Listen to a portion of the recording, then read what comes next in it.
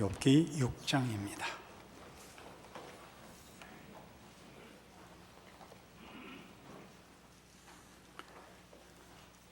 오늘 본문은 욥기 6장과 7장 두 장인데 지난번에도 그리했듯이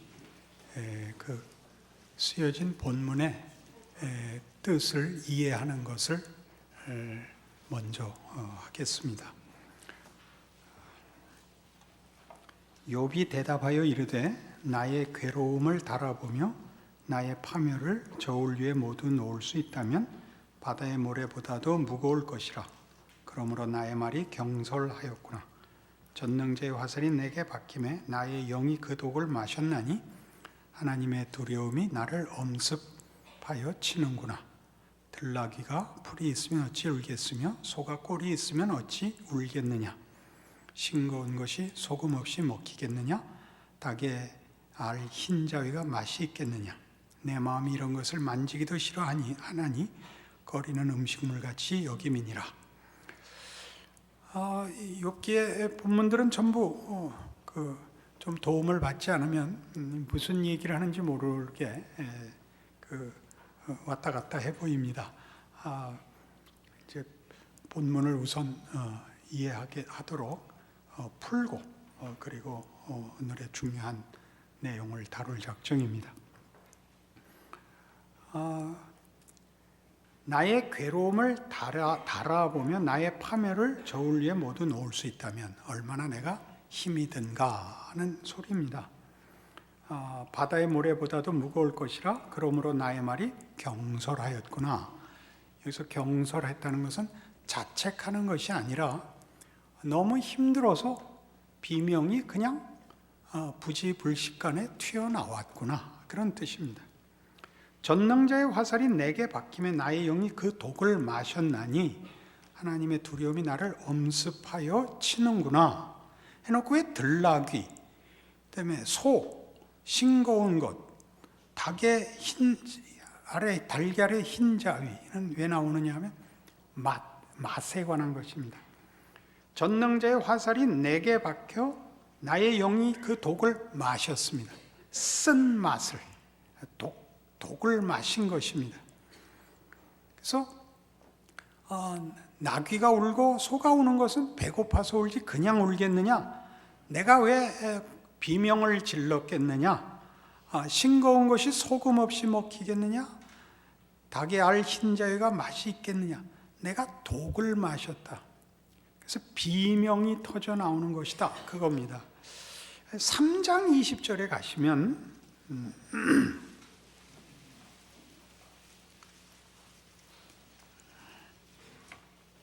어찌하여 고난당하는 자에게 빛을 주셨으며 마음이 아픈 자에게 생명을 주셨는고. 이 마음이 아픈 자에게 라는 것이 마음이 쓴 자에게 라는 뜻입니다. 마음의 맛이 쓴 자에게, 맛에 관한 것입니다. 그러니까 지금 욥이 하는 하소연들은 다 감당할 수 없는 고난, 고통, 이해할 수 없는 환난에 관한 비명을 말하고 있습니다. 6장 8절로 오셔서 나의 간구를 누가 들어줄 것이며 나의 소원을 하나님이 허락하시랴. 이는 곧 나를 멸하시기를 기뻐하사 하나님이 그의 손을 들어 나를 끊어버리실 것이라. 누가 내 소원을 들어줄 것이냐? 하나님이 들어주시면 얼마나 좋으랴. 곧 나를 빨리 죽여주시옵소서. 이렇게 되는 겁니다. 그러할지라도 내가 오히려 위로를 받고 그칠 줄 모르는 고통 가운데서 기뻐하는 것은 내가 거룩하신 이의 말씀을 거역하지 아니하였음이라. 욥이 그가 당하는 고통이 하나님 앞에 잘못하여 당하는 고통은 아니라고 끝까지 이 부분은 욥이 자신 있게 주장을 합니다. 우리 지난 시간에도 확인했듯이 친구들은 네가 고난을 당하는 걸 보면 그것은 하나의 형벌이다, 네가 잘못해서 당하는 벌이다. 욥은 그렇지 않다. 우리 다시 돌아가서 욥과 친구의 싸움에서 우리가 분명히 해둘 것은, 친구들은 그렇게 믿고 있는 이유가 저들의 질서 체계는 인과응보의 체계 속에서 모든 것을 이해하고 설명하려 드는 것이고, 욥은 시작부터 어떤 사람으로 등장을 했죠? 무흠한 자, 완벽한 자로 애초부터 설정이 되었다는 걸 잊으시면 안 됩니다. 그런데 이 고난이 지금 닥치고 있으니까 내가 죽기를 바라고 있지만 내가 잘못을 해서 죽겠다는 것 아니고 너무 내가 당하는 고통이 심해서 죽여달라는 것이다, 이겁니다. 그러니까 이 부분이 욥기의 핵심입니다. 그가 당하는 고통이 무엇인가? 왜 생겼는가? 왜 하나님이 그렇게 하셨는가? 여기가 핵심이지, 친구들은 자꾸 잘못 짚는 겁니다. 네가 잘못했기 때문이다. 그러니까 이 부분이 필요 없는 것은 아닙니다. 도덕 질서의 견고함이라는 것은 신앙에 있어서 제1차 틀입니다. 그것은 가장 기본적인 틀입니다. 도덕 질서라는 것은. 그러나 그것이 전부는 아니라는 것이 욥기지요. 이어나가죠. 11절. 내가 무슨 기력이 있기에 기다리겠느냐? 내 마지막이 어떠하겠기에 그저 참겠느냐? 나의 기력이 어찌 돌의 기력이겠느냐? 나의 살이 어찌 노쇠겠느냐? 내가 왜 더 참아야 되느냐? 라는 얘기는 그 엘리바스가, 그 세 친구 중에 맨 첫 번째로 입을 연 엘리바스가 계속 욥에게 이걸 요구했거든요. 5장 2절 보시겠어요? 5장 2절. 분노가 미련한 자를 죽이고 시기가 어리석은 자를 멸하느니라. 네가 어렵고 화가 나니까 생각 없이 짓거리면 안 된다. 이것도 이미 해놨고, 그 다음에 4장 3절에 보시면, 보라, 전에 네가 여러 사람을 훈계하였고 손이 늘어진 자를 강하게 하였고 넘어지는 자를 말로 붙들어 주었고 무릎이 약한 자를 강하게 하였거늘 너도 옛날 이 도덕 질서 속에 있지 않았느냐? 네가 그것으로 남을 경계도 하고 교훈도 하지 않았느냐? 왜 너한테 이 일이 벌어지니까 너는 쩔쩔매냐? 하는 데 대한 답입니다. 5장 17절에서는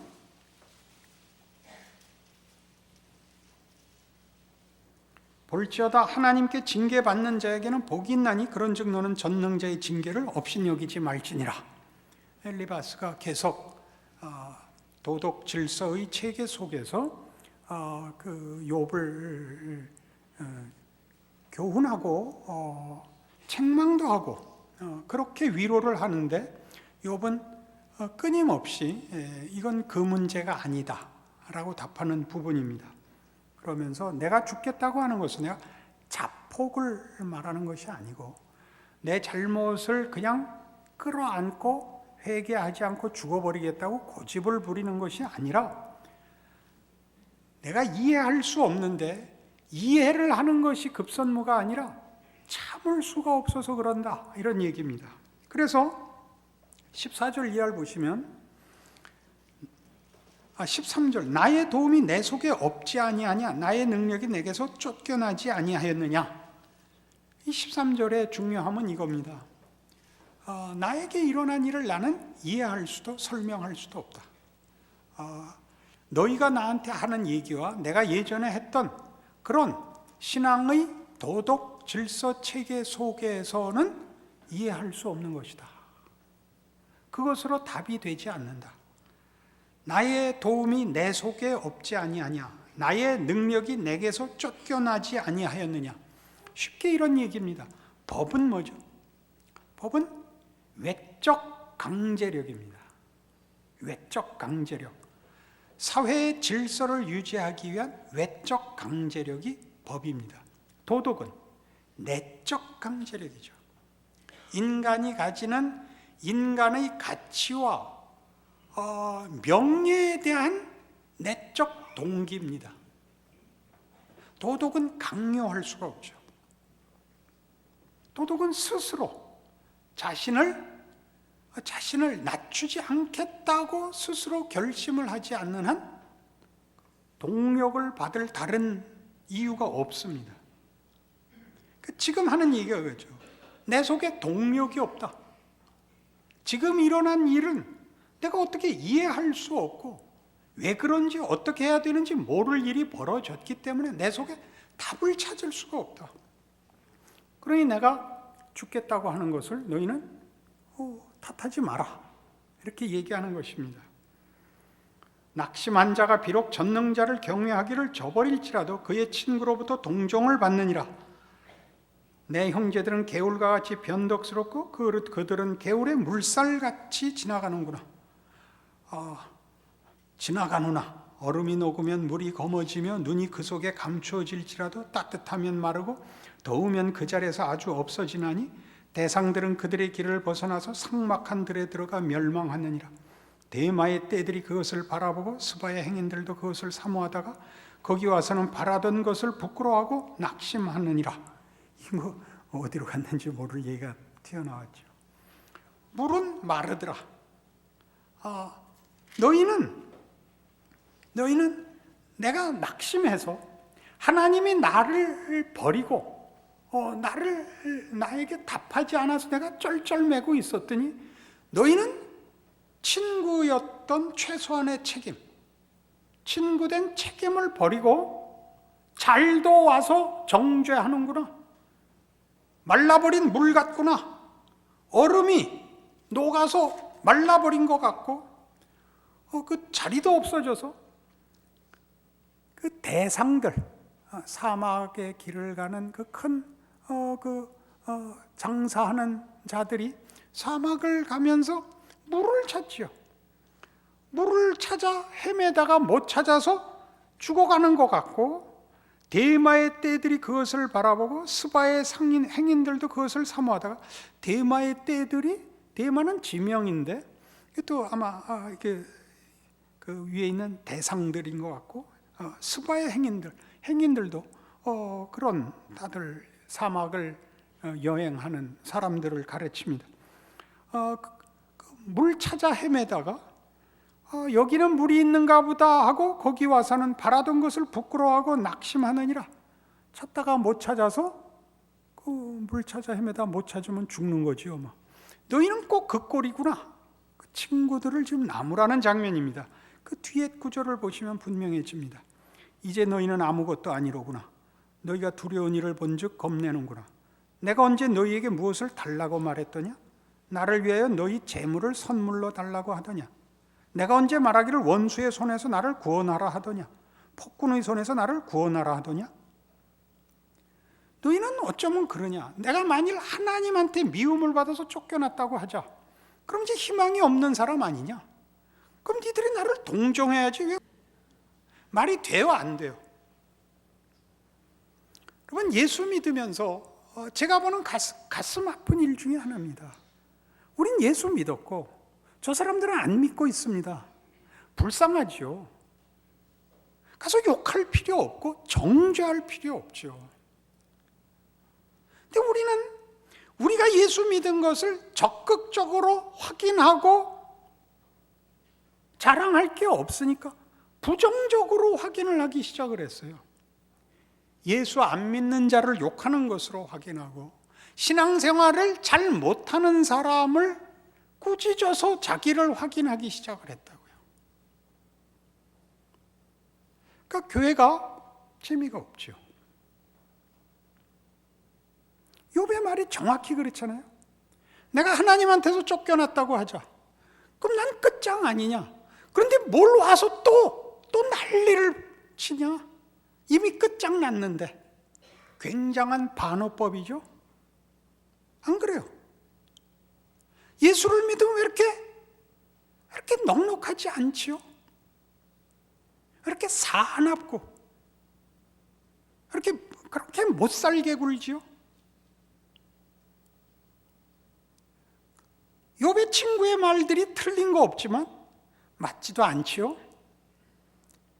욥이 당하는 억울함을 기억하셔야 돼요. 그래서 신앙생활을 하면 욥의 이 말에 대해서 여러분 자신을 돌아봐야 돼요. 나의 신앙은 무엇으로 내용하고 있고 스스로 확인하고 있는가? 내 신앙의 동력, 내 안의 공감, 자랑이 무엇인가 확인을 해야 돼요. 내게 가르쳐서 나의 허물된 것을 깨닫게 하라. 내가 잠잠하리라. 옳은 말이 어찌 그리 고통스러운고 너희의 책망은 무엇을 책망함이냐. 너희가 남의 말을 꾸짖을 생각을 하나 실망한 자의 말은 바람에 날아가느니라. 너희는 고아를 제비 뽑으며 너희 친구를 팔아넘기는구나. 이제 원하건대 너희는 내게로 얼굴을 돌리라. 내가 너희를 대면하여 결코 거짓말하지 아니하리라. 너희는 돌이켜 행악자가 되지 말라. 아직도 나의 의가 건재하니 돌아오라. 내 혀에 어찌 불의한 것이 있으랴. 내 미각이 어찌 속임을 분간하지 못하랴. 야, 내가 비명 지르는데 와서 왜 그러냐. 나 좀 봐다오. 내가 비명을 지르고 내가 절규를 하는데 와서 말이 어법이 맞느니 문법이 맞느니 맞춤법이 맞느니 할 필요가 뭐가 있냐. 게다가 내가 틀리지 않았다. 너희가 틀렸다. 너희가 꼬집는 것 나 거기서 틀리지 않았다. 도덕 질서에서 내가 벗어나지 않았다. 그것으로 인하여 하나님 앞에 이 형벌 받는 것 아니다. 이 고통이 왜 왔는지, 무엇 때문인지, 뭘 하시려고 그러는지 사실 나도 모른다. 그러나 너희보다는 내가 더 많이 안다. 그렇게 얘기하는 겁니다. 잘못하다가 기본 틀만 깨놓고 고급한 틀로는 못 가면 큰일이에요. 그렇게 하기 없게 해요. 도덕 질서라는 분명한 제1차 틀이 있어요. 그러나 더 나가야 되는 거예요. 그래서 이제 7장, 이 땅에 사는 인생에게 힘든 노동이 있지 아니하겠느냐. 그의 날이 품꾼의 날과 같지 아니하겠느냐.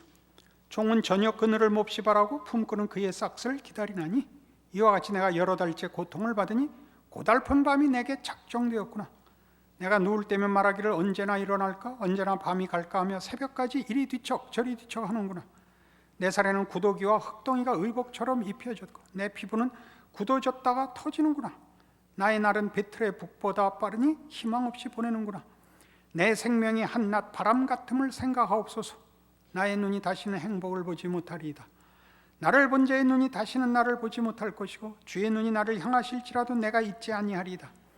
구름이 사라져 없어짐같이 서울로 내려가는 자는 다시 올라오지 못할 것이오니 그는 다시 자기 집으로 돌아가지 못하겠고 자기 처소도 다시 그를 알지 못하리이다. 지금 욥은 친구들의 실문에 답하다가 이제 돌아섭니다.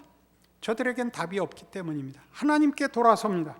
하나님께 이렇게 얘기합니다. 하나님, 인생은 고달픕니다. 하나님, 인생은 고달픕니다. 하나님 이렇게 고달프게 하셨습니다.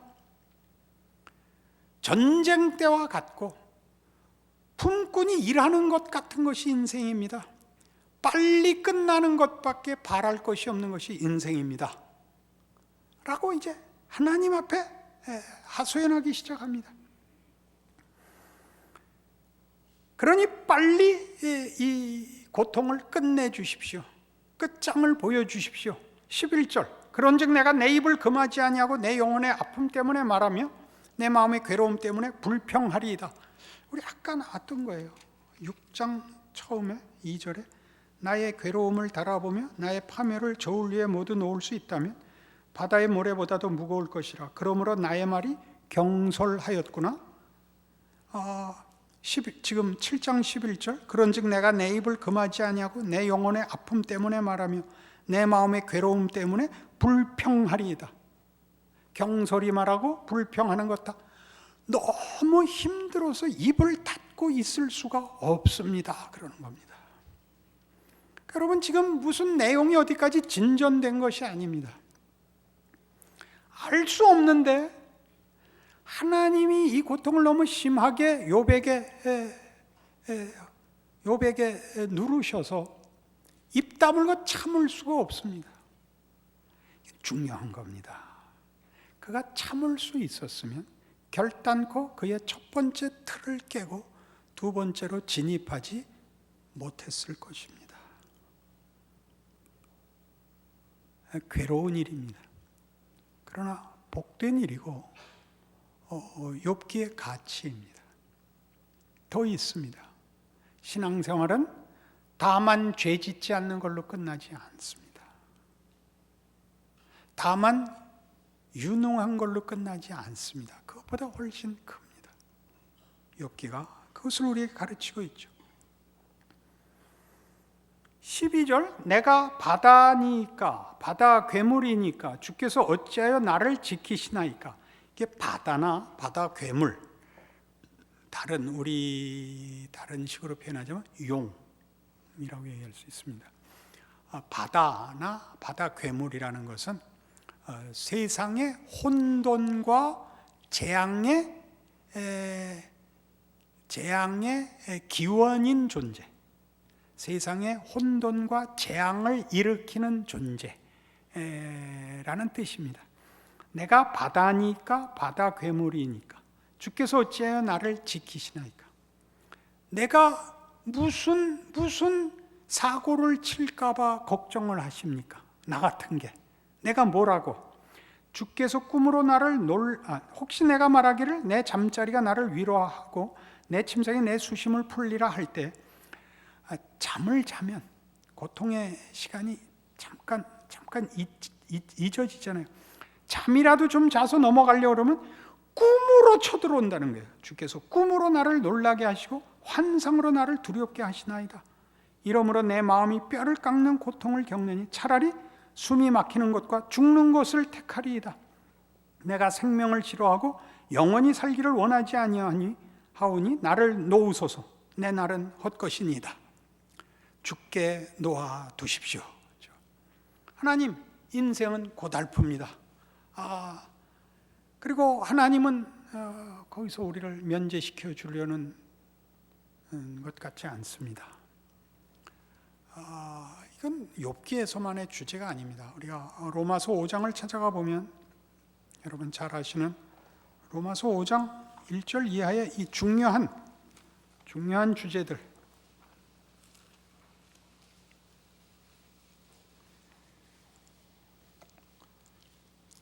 로마서 5장 1절, 그러므로 우리가 믿음으로 의롭다 하심을 받았으니 우리 주 예수 그리스도로 말미암아 하나님과 화평을 누리자. 또한 그로 말미암아 우리가 믿음으로 서 있는 이 은혜에 들어감을 얻었으며 하나님의 영광을 바라고 즐거워하느니라. 하나님과의 화목, 믿음으로 말미암는 구원과 영광의 미래 사이의 현재를 3절에 다만 이뿐 아니라 우리가 환난 중에도 즐거워하나니 이는 환난은 인내는 연단은 소망을 이루는 줄 알미로라 라고 성경은 묘사하고 있습니다. 유명한 사람의 말인데 지금 그 저자가 기억이 안 납니다. 기독교는 고통을 면제시키는 것에 관심이 없다.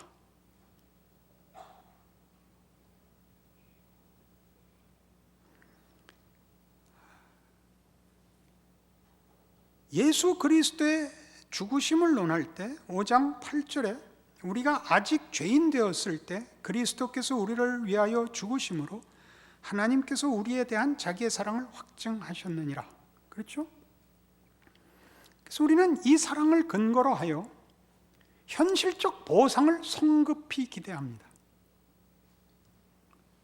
우리가 아직 죄인 되었을 때 그 아들을 우리를 위하여 보내시고 죽이실 수 있다면 현실의 어떤 문제에 대해서도 로마서 8장에 나오는 것 같이 그 아들을 주시니가 어찌 그 아들과 함께 모든 것을 은사로 주지 아니하시겠느냐, 따라 나오게 되어 있죠.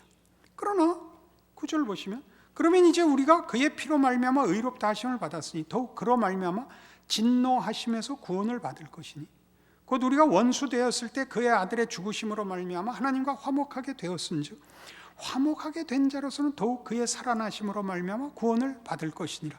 그뿐 아니라 이제 우리로 화목하게 하신 우리 주 예수 그리스도로 말미암아 하나님 안에서 또한 즐거워하느니라. 이것이 왜 필요하죠? 이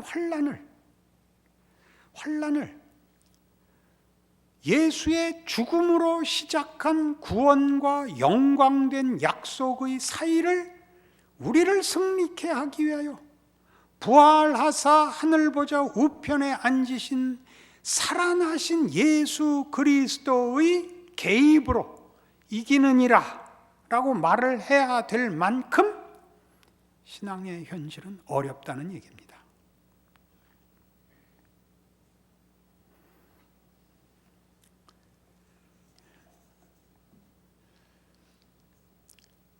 기독교 2000년 역사 속에 신앙이 뭐냐 하는 문제는 늘 최고의 기독교 내에서의 관심사였습니다. 가장 크게 강조된 것은 어느 때나 내세적인 것입니다. 죽어 천국을 가자, 영생을 얻자. 근데 지금은 뭐 하는 거냐? 우리 잘 아는 대로 전도하자, 믿음을 지키자. 그래서 전도하자는 이제 부흥 시대에 나온 것이고, 믿음 지켜 죄 짓지 말고 잘 버티다가 빨리 죽자여서 이런 유명한 얘기가 있습니다. 19세기 미국의 부흥운동 때 이제 그 천막을 쳐놓고 전도 집회를 하는 겁니다. 교회 갖고 모자라서 천막을 크게 치고 사람들 오기 좋은 데다 천막을 치는데, 그때 뭐 아스팔트 만들기 전이라서 이 땅이 질퍽질퍽하는 겁니다. 비라도 오면 마른 날은 먼지가 풀풀 나고. 그러니까 이 천막 안에 쭉 이렇게 의자들을 놓고 가운데에 톱밥을 뿌려놓는 거예요. 질척거리지 말라고. 그러면 이제 부흥사가 설교를 다 하고 그 예수를 영접하는 사람 앞으로 나오라고, 미국식 영접입니다. 그리고 그 톱밥길을 걸어 나간다 그래요. 톱밥 뿌리는 가운데 길을 걸어 나가서 영접하고 회개하고, 그리고 돌아 나가서 추록에 치여 죽는 게 최고의 복이래요. 그 말 알아들으시겠죠? 고달픈 인생이니까 살아생전의 신앙인이라는 게 무슨 의미인가? 사실 기독교 신앙에서 아직까지도 제일 문제인 거지요. 뭔가. 그게 욥기입니다. 욥은 계속 뭐라는 거예요? 나 하나님을 내가 거역하거나 죄 지은 것 없다. 그러니 빨리 죽여주십시오 하네요. 그게 다죠. 근데 안 죽이시는 거 아니에요. 살아서 그가 2배의 복을 누려야 돼요. 그러니까 그러려면 이 고통의 과정을 지나가야 되는 거예요. 그게 이 싸움이죠. 어디 갔어요? 다시 욥기로 돌아오셔서 그래서 뒷부분 보세요.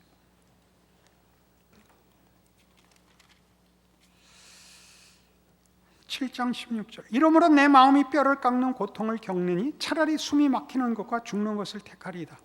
내가 생명을 싫어하고 영원히 살기를 원하지 아니하오니 나를 놓으소서. 내 날은 헛것이니이다. 그러면서 그가 죽어야 되는 이유에 이런 희한한 토를 붙여요. 사람이 무엇이기에 주께서 그를 크게 만드사 그에게 마음을 두시고 아침마다 권징하시며 순간마다 단련하시나이까. 주께서 내게서 눈을 돌이키지 아니하시며 내가 침을 삼킬 동안도 나를 놓지 아니하시기를 어느 때까지 하시리이까.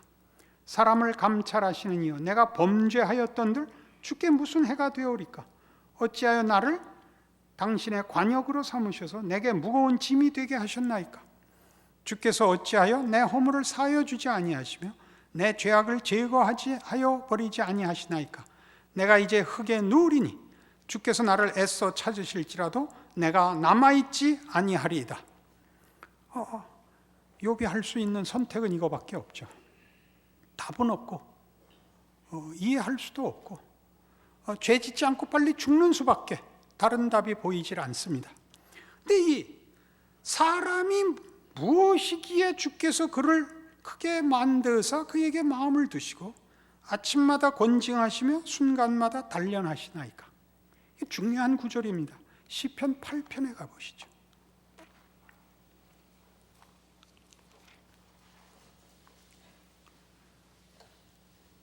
시편 8편 놀라운 찬송시입니다.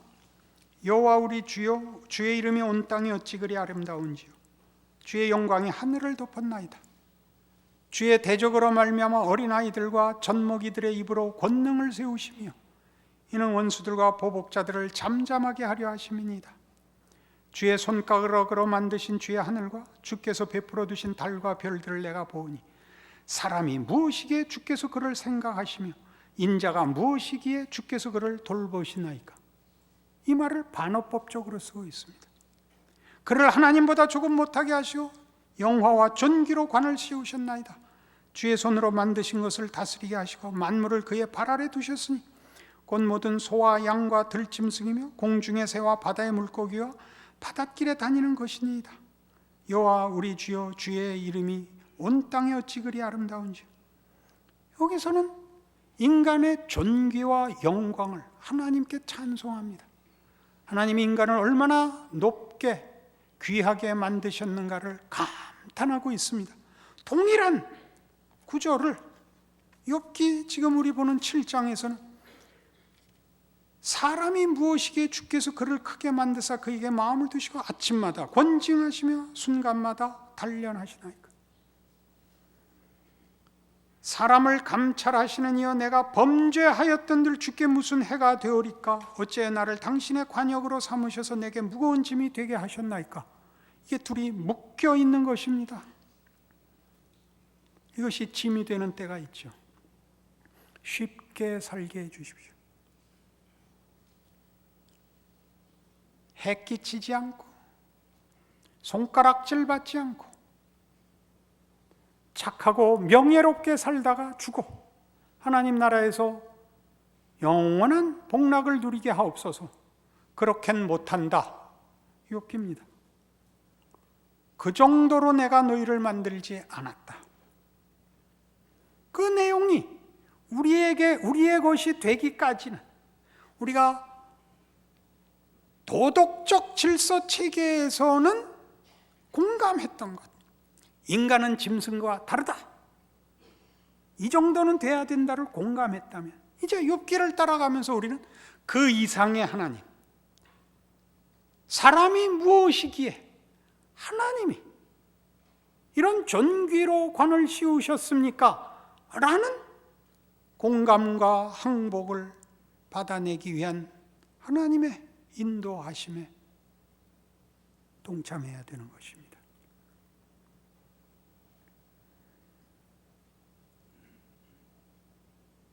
기독교 신앙이 우리가 아는 상상과 소원의 최고가 아니라는 얘기죠. 그것보다 더 크다는 거죠. 하나님이 원하시는 신적 기뻐하시는 자리, 거기를 가려면 우리는 어쨌든 환골탈퇴를 해야 되는 것입니다. 그래서 우리의 구원은 말로 되는 것이 아니요, 법칙으로 되는 것이 아니요, 성자 하나님께서 와서 죽으셔야 했던 그런 방법으로 이루어지고 있는 것입니다. 예수를 믿는다는 말이 하나님께 어떤 고통이며 극심한 희생과 헌신이었는가를 놓치면 우리의 기독교는 다만 도덕성이 되며 다만 잘잘못이 되며 다만 자랑과 성공에 불과해집니다. 그것보다 큽니다. 이 길을 가는 데는 환희에 차서 웃으며 기쁨으로 갈 수는 도저히 없다고 생각합니다. 울며 비명을 지르며 공포에 떠는 두려움과 간청과 비명으로 얼룩질 수 있습니다. 그것은 십자가상에서 정확히 예수님께서 하신 그대로 나의 하나님 어찌하여 나를 버리시나이까와 연결되어 있지 않습니까?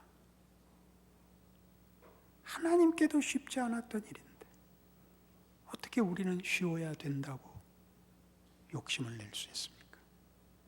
그렇게 간단한 것은 아니라는 얘기죠.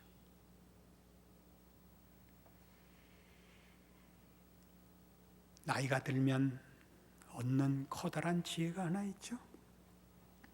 겁날 게 없는 겁니다. 왜냐하면 이미 다 뺏겼거든요. 건강도, 영화도, 어떤 성공도, 능력도 다 지나가고